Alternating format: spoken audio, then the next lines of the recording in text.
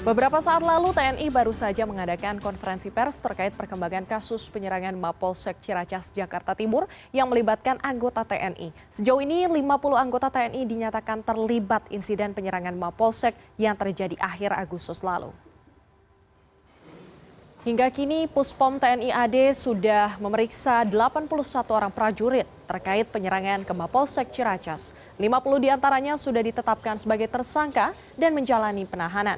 Selain oknum TNI AD, 25 orang prajurit TNI dari Matra, Laut, dan Udara juga sudah diperiksa. Dari 10 oknum prajurit TNI AL yang diperiksa, 6 diantaranya sudah ditetapkan sebagai tersangka. Sementara 15 orang oknum prajurit TNI AU hingga kini statusnya masih sebagai saksi. Sementara untuk Prada MI yang diduga sebagai penyebar berita bohong sudah ditetapkan sebagai tersangka. Ia dijerat dengan pasal menyebarkan berita bohong sehingga menimbulkan keonaran dengan ancaman hukuman maksimal 10 tahun penjara.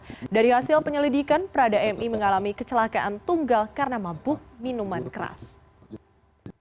Sudah dinaikkan statusnya menjadi tersangka dan ditahan sebanyak 50 personil. 3. Dilakukan pendalaman sebanyak 3 personil. 4. 23 personil sementara dikembalikan ke kesatuannya karena murni hanya sebagai saksi.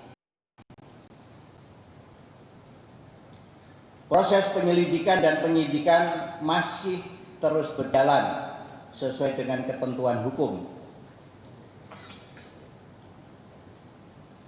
Rekan-rekan media sekalian yang saya hormati, terhadap Prada MI pada hari Jumat tanggal 4 September 2020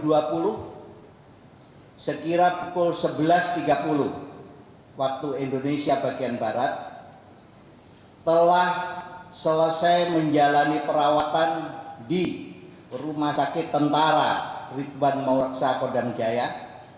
Selanjutnya langsung diserahkan ke penyidik Detasemen Polisi Militer Jayakarta II, Cijantung, Pondam Jaya. Setelah dilakukan pemeriksaan secara maraton oleh penyidik, maka pada tanggal 5 September 2020